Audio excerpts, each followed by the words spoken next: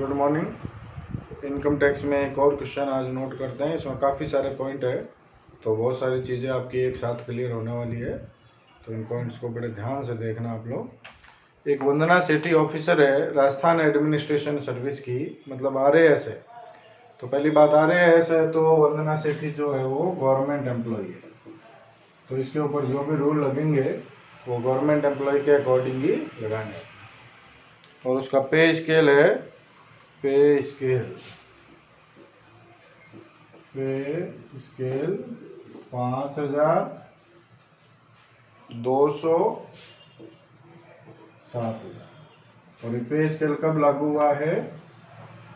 1 जून 17 को।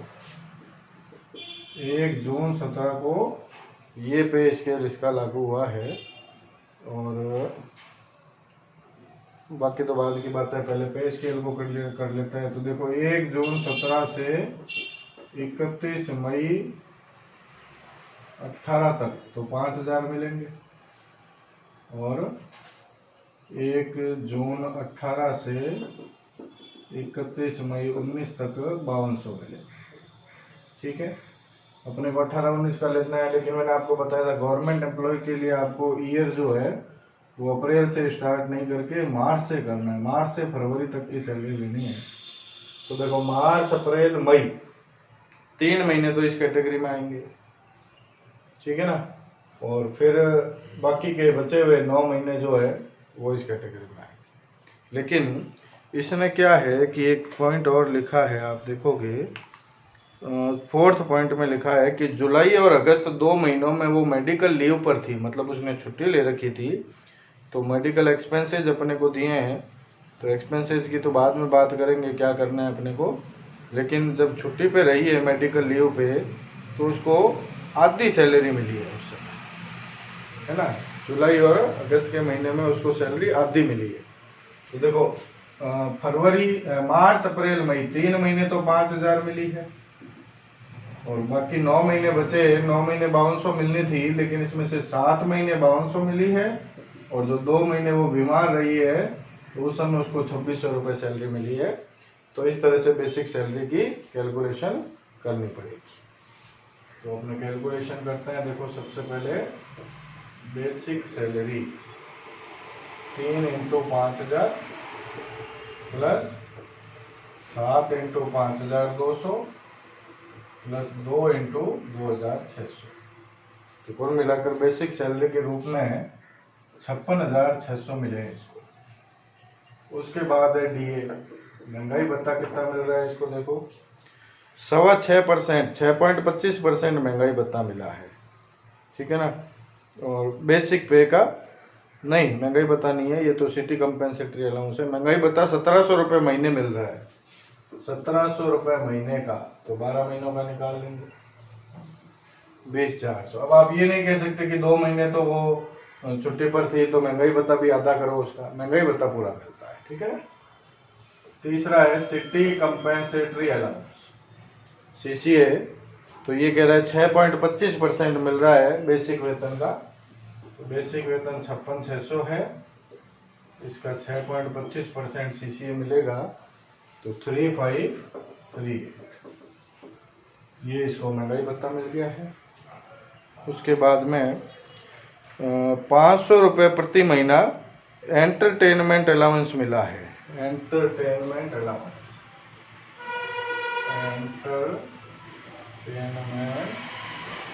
मनोरंजन भत्ता 500 रुपये महीना, 6,000 मिला है। लेकिन मैंने आपको जब थ्योरी पढ़ाई थी तो आपको बताया था मनोरंजन भत्ते की कुछ राशि कर मुक्त होती है, उसके कुछ पॉइंट्स होते हैं। तो कितनी कर मुक्त होगी है, और जो भी कर मुक्त होगी वो लास्ट में लेस करनी है, अभी नहीं करनी है इसमें से। तो फिर लास्ट में बात करेंगे कि कितनी लेस करनी है, ठीक है। उसके बाद में ये कह रहा है कि उसको एक गार्ड की फैसिलिटी और प्रोवाइड कराई हुई है, जिसकी सैलरी 750 रुपये महीना है और गवर्नमेंट दे रही है, ठीक है ना। तो गार्ड की सैलरी जो प्रोवाइड कराई है तो गवर्नमेंट ने अपने हिसाब से करवाई है, गार्ड तो मिलेगा ही RAS अफसर है तो वो इसकी सैलरी में नहीं आएगा, टैक्स फ्री होती है गार्ड की फैसिलिटी। तो उसको एक कार भी दी है गवर्नमेंट ने ऑफिशियल पर्पज के लिए, प्राइवेट पर्पज में तो काम नहीं आ रही कार। केवल ऑफिस के यूज आ रही है तो ये उसकी सैलरी में नहीं जुड़ेगी, ये भी उसके लिए टैक्स फ्री है। अच्छा, उसको गवर्नमेंट ने एक बंगलो दिया है, मकान दिया है, कंसेशनल रेट पे दिया है ना। The fair rent of the bungalow is 1000 रुपये पर मंथ है। फेयर रेंट जो बंगलो का है वो 1000 रुपये पर मंथ है। लेकिन मैंने आपको बताया था गवर्नमेंट एम्प्लॉय में ऐसे कैलकुलेशन नहीं होती है। अभी इसने एक बात लिख दी है कि उसकी बेसिक पे का 6% काटा जाता है इसके लिए। लेकिन यदि ये कह रहा है कि उसको कंसेशनल रेट पे बंगला नहीं मिलता तो फिर बेसिक पे का 10% कटता। तो देखो, बेसिक पे का 10% कटता था उसका, लेकिन काटा 6% ही है, तो 4% कम काटा ना, तो 4% बंगले की सुविधा का मूल्य हो गया। बेसिक सैलरी का 4% बंगले की सुविधा होगी। तो value of rent free accommodation, तो बेसिक सैलरी जो 56,600 है इसका 4% काटेंगे, मतलब 4% सुविधा का मूल्य मानेंगे, 2264। ठीक है। फिर मेडिकल लीव वाली बात आ गई।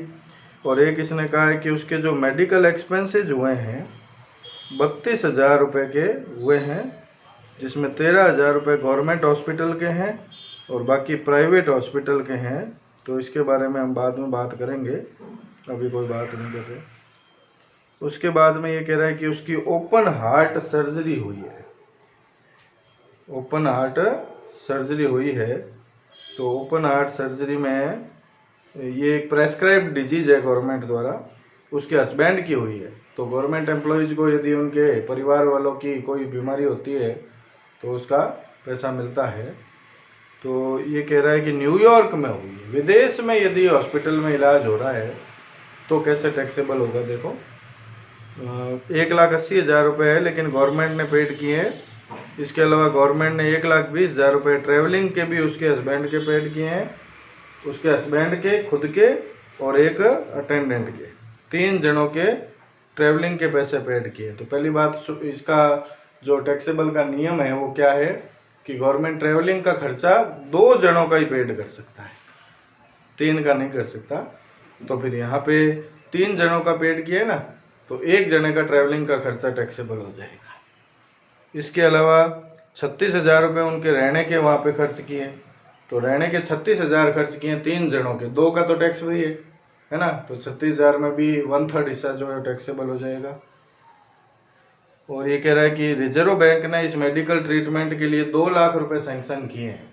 तो इसके ट्रीटमेंट में तो देखो 1,80,000 रुपये लगे हैं, और रिजर्व बैंक ने सैंक्शन कितने किए हैं, 2 लाख रुपए सैंक्शन किए हैं। तो इस केस में आप देखो कि ट्रीटमेंट का खर्चा तो है वो टैक्स फ्री हो जाएगा, लेकिन उसके साथ जो एक अटेंडेंट गया है, भाई हस्बैंड, वाइफ और एक अटेंडेंट, 3 जने गए हैं, ठीक है ना। तो 2 जनों का टैक्स फ्री होता है, 3 जनों का तो टैक्स फ्री होता नहीं है। तो ये जो है वो अपने को देखना पड़ेगा कि अपने को क्या करना है इसके बारे में।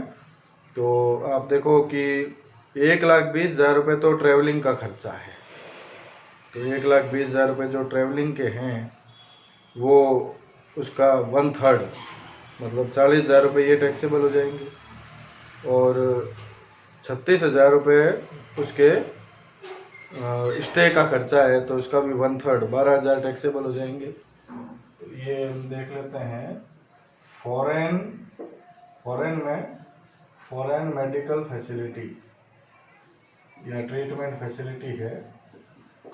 अब इसमें देखो 1,20,000 रुपये का तो 1/3,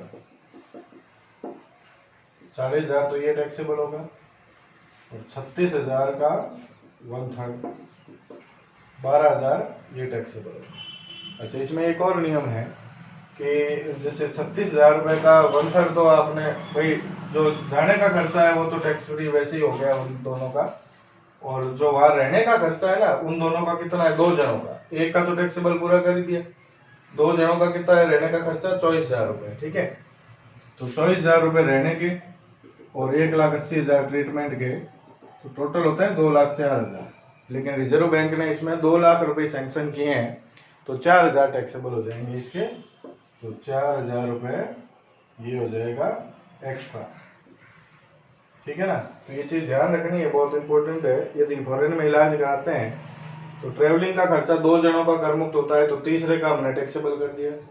स्टे का खर्चा उस लिमिट में जुड़ेगा, लेकिन 2 जनों का ही होता है लिमिट में भी, तो 1 जने का पूरा टैक्सेबल कर दिया। 36 में से 12 तो टैक्सेबल हो गया, बाकी 24,000 रुपए जो स्टे का खर्चा लगा है वो लिमिट में जुड़ जाएगा। तो 1,80,000 ट्रीटमेंट में लगे, 24,000 उसके रहने के लगे, तो 2,04,000 लगे, लेकिन रिजर्व बैंक ने 2 लाख रुपए ही अलाउ किए हैं, तो 4,000 रुपए ये टैक्सेबल हो जाएगा। तो कुल मिला के 40 और 12 52 और 4 56,000 रुपए मेडिकल जो फॉरेन में हुआ है उसका टैक्सेबल हो जाएगा।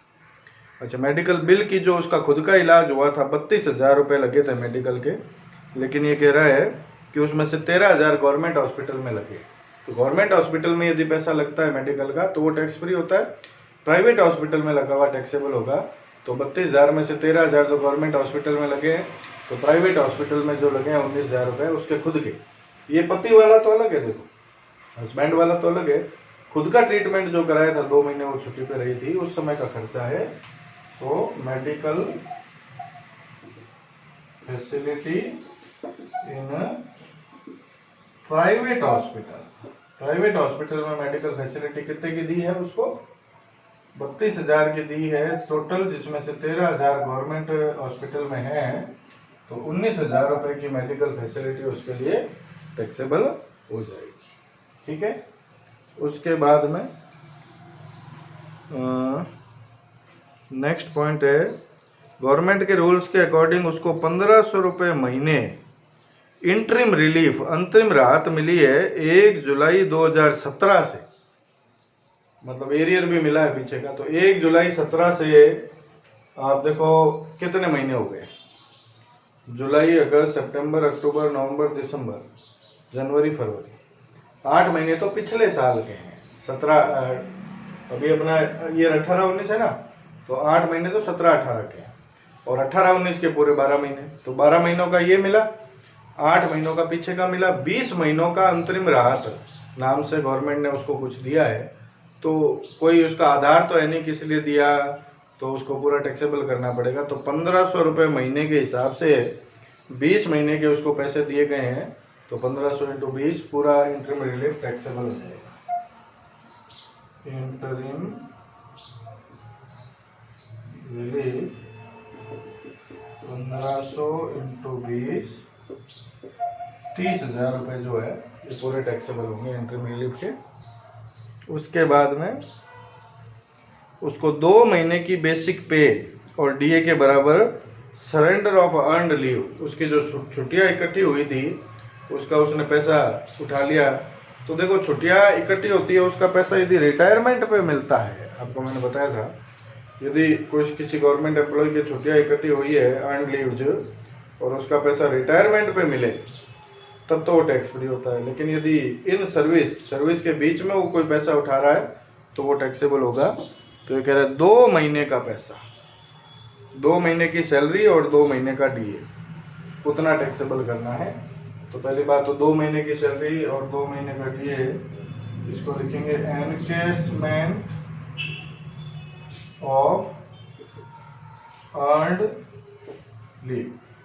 2 महीने की सैलरी उसकी हो जाएगी 5200 × 2, इतना मिला है, प्लस 2 महीने का डीए, तो 1,700 रुपये पर मंथ डीए था, तो ये पूरा टैक्सेबल हो जाएगा इसके लिए। तो ये हो जाएगा आपके देखो 13,800। ये सारी चीजें टैक्सेबल हो चुकी हैं।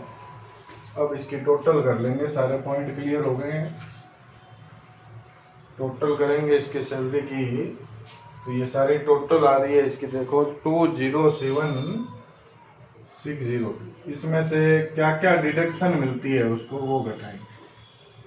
डिडक्शन जो है तो पहले स्टैंडर्ड डिडक्शन तो मिलती है, आपको पता है, मैंने आपको बताया था स्टैंडर्ड डिडक्शन 50,000 रुपये मिलती है, लेकिन वो 50,000 19-20 ईयर के लिए है, क्योंकि आप लोग जब पढ़ोगे नई बुक से तो 19-20 ईयर ही पढ़ना है।